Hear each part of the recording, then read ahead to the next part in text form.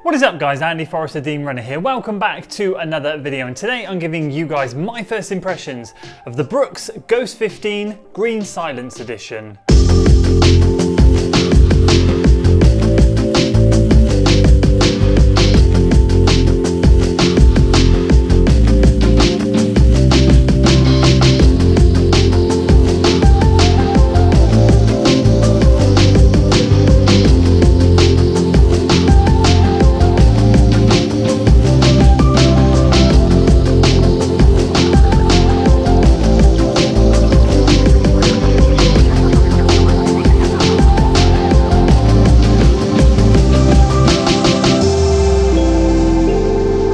Excited to share my thoughts on the Brooks Ghost 15 Green Silence Edition after a couple of runs, an easy run and a moderate run, and we'll talk about that shortly. As with all first impressions videos, we'll be going through how I tested them, a technical overview, and then of course give you guys my first impressions. Quick disclaimer, this is a pair of shoes that Brooks sent to me for the purpose of review. However, they have no editorial control over this video, they have no idea of my thoughts, and they certainly will not see anything before you guys get to see it here on YouTube. So if you're excited for today's video guys, make sure you give it a like, share it with your friends, and of course subscribe to the channel for weekly running content. Let's dive in to how I tested it. So as I just alluded to, 2 runs in this shoe so far, an easy run and a moderate run. Now I took the shoe on holiday with me, and what I want to do and try and start doing with these daily trainers and easy day shoes is to really give them a good test in zone 1 and zone 2. Really for me, easy and steady running. So that's what I've done before producing this video. Got a nice easy run done out there on holiday along a beautiful coastal path, and these shoes were fantastic. And then when I got home, I took it out for a 30-minute steady zone 2 run with some strides at the end. So I really gave it a good test across the lower zones. I will kickstart the tech by saying I went true to size in this shoe, UK size 13, absolutely perfect. We're talking about a 12mm heel to toe drop. So we've got 35mm of stack in the heel, 23 in the forefoot, and in my UK size 13 it comes in at 367 grams or 13 ounces. And as always, we'll start our way at the back of the shoe, talk about the ankle collar, tongue, lacing, upper, midsole and outsole. Now just very quickly, this Green Silence Edition has been made in a more eco-friendly and sustainable way with the most recycled materials, I believe, in any Brooks shoe so far, as part of Brooks as a company's push to become more eco-friendly and sustainable. If you want to know more about that, I'll make sure I leave a link in the description below so you guys can check that out. We'll start off by saying it's got an engineered mesh upper which runs all the way around. And if we focus at the back here, you can see we have a very, very plush ankle collar area, extremely comfortable here, lovely and cushioned, that runs all the way around. Lovely ankle cup that sits under the ankle bone there, and it works really, really nicely. Yep, that bumper padding that works all the way around there is wonderful. Right at the base here, there's a little bit less of it, but you don't need it there. This stuff right here cradles your foot in nicely. And in terms of the tongue, I'd say it's not as super plush as the heel counter, but it's still what I would class as medium plush. So it's kind of halfway between being super puffy and paper thin. Lovely and cushioned. It's not gusseted, but it does have this bit of fabric that runs down the middle of the tongue that you feed the laces through to stop it sliding left to right. So everything back there feels really, really good. Lacing system, very standard lacing system. Bit of a gripe with the laces, but we'll talk about that shortly. Extra loophole there to do the runner's knot, but overall laces do give you a really nice locked down feeling. And a nice ventilated upper here. Not like super breathable, but it is a lovely snug fit over the top. Feels really nice. And I'd say, you know, it is sort of more Pegasus. We know the Nike Pegasus to be quite a shallow sort of toe box that really sits along the top of the foot. This feels similar. It's not super roomy on the top. It does sit over the top of the foot lovely. And width-wise, it's really good for me with a wide foot. So overall, it just fitted really well for me personally anyway. Midsole, we're talking about DNA Loft version 2, which I believe is also in the standard Ghost 15 version released back in autumn last year.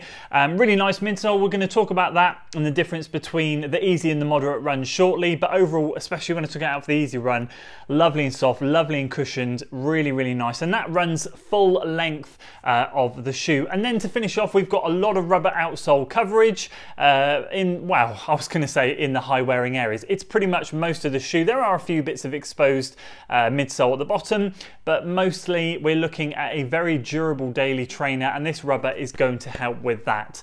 And that is it for the tech. So let's dive into my first impressions. How did I find the shoe? After a couple of runs, easy testing, moderate testing, let's dive into all of that. Now I just want to quickly say, this is the first time I've ever tested a Brooks Ghost. I know this is a super popular shoe. I know loads of people love to run in it. And when I'm comparing daily trainers, what I'm trying to do at the moment is test them out in an easy run and a moderate run to see if they can handle going through the gears or just upping the pace a tiny bit. Don't get me wrong, I fully appreciate this is not the shoe to do speed intervals and stuff, but I do like to see if my easy day trainers or daily trainers like this can handle zone 1 and zone 2 runs quite well, which for me is easy running and steady running or moderate running. And we're going to get into that feedback shortly. One thing I just want to point out with this shoe, comfort levels through the roof, really enjoyed it and can absolutely see why this is such a super popular option.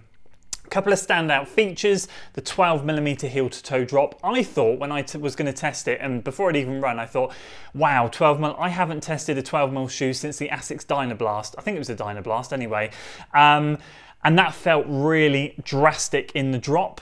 This doesn't feel like that, peculiar, very strange, not sure why it doesn't, and I don't get that effect. Whether it's the lower stack in the front, 23mm, I just don't know. But I didn't notice the 12mm drop so much. It did feel a little bit more like an 8 or a 10, which is bizarre, but there we go. It felt good. Laces was the second thing in this shoe. They came undone in my second run as I was running, about halfway through the run. The laces, they're a little bit funny. They have texture, which is what I like. I like to feel like when I cinch them down, that they keep me locked in, and on the easy run it felt really nice and secure from start to finish, didn't loosen whatsoever. The moderate run, the steady run, interestingly, just on the left shoe, for whatever reason, just completely came undone, and then when I cinched them down and tightened them again, absolutely fine, and the right shoe was absolutely fine, so I'm not sure what went on there.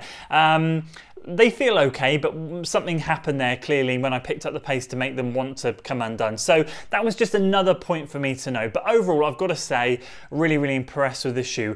More impressed in the easy run. So when I took it out for an easy run, lovely, plodded along the seafront, felt really good, comfortable. I thought this is the shoe's sweet spot. Going to be really interested to see how it does in the moderate running. Midsole doesn't give as much feedback potentially as some other midsoles. It is super soft, super cushioned. Do you know what it reminded me of? The Hoka EVA midsole. Lovely and soft, lovely and cushioned. Not as much spring back as what you would get in other shoes. What I would say is it absorbs more than it springs back, which meant that my feet stayed really comfortable, really cushioned, but I wasn't being propelled down the road. Again, you don't need that in a shoe like this. That's more for the speed shoes, but I know a lot of daily trainers now are incorporating foams that do kind of propel you a little bit more. This isn't one of them. Highlighted by the moderate run that I did. So I took it out for a moderate run, ran a really good, decent pace in the shoe. To be fair, I was straight off the back of a holiday, so I was a little bit unfit, but I did go out there and I ran a pretty good pace. Heart rate was a bit high. That wasn't the shoe's fault. That was just being unfit and overeating on holiday. But what I did notice is that feedback accentuates more the faster you run. So like you don't get that bounce. What I'm trying to say is you don't get the bounce back from the shoe. It doesn't sort of like bounce you down the road, and you notice that more the faster you go in the shoe. So I certainly felt like I could moderate run in this shoe, but it's not its sweet spot. This is definitely for me very much an easy day trainer, and when I was running out there easy, oh man, it was absolutely stunning, really comfy. And as I said, I was running thinking, I understand now why this is such a popular shoe. Absolutely brilliant. I would just hasten to add, it's not something that I would probably take on a moderate run again, nor is it something that I would consider for that. It is very much an easy recovery day shoe. So with that in mind, and those are my instant thoughts off the back of that run, what do I think? I mean, I've got to say, super comfortable, lovely and plush. Weight on the heavier side compared to some of my other daily trainers I'm testing, but still not horrific. 367 grams is very much on that top end of my daily trainers that I like to test. But overall, I didn't notice it. Again, I don't know if it's the drop. What it felt like is you don't get that propulsion forward, but because of the drop, I feel like it moved me forward nicely. And I just didn't notice the weight so much. I don't know if it's because the weight's in the heel, but again, I didn't notice it. Either way, it just felt really, really comfy. So I'd love to really hear your thoughts on the Brooks Ghost. If you've tried previous iterations, I know this is the first iteration with V2 loft midsole. What were they like before in version 1? I'd love to hear your feedback. I know there's going to be a lot of you out there that have tested Brooks Ghost, and you'll be able to give me some good feedback. Dropping into this version right now, really impressed. Fully understand now what this shoe's all about. Definitely not anything faster than easy, but when you're at easy pace, you really can just lock in, cruise, and feel that super, super comfort that the shoe gives you. So there we go. Yeah, I'd love to hear your feedback on the shoe. As for me, great stuff, loved it. More easy miles to come in it. Hopefully get some more miles in it as we go. And yeah, as I said, absolutely just that easy day trainer for me. That's it from me today, guys. I hope you enjoyed the video. If you did, please do consider giving it a like, share it with your friends, and of course, do subscribe to the channel for weekly running content. And I'll see you in the next one. Until then.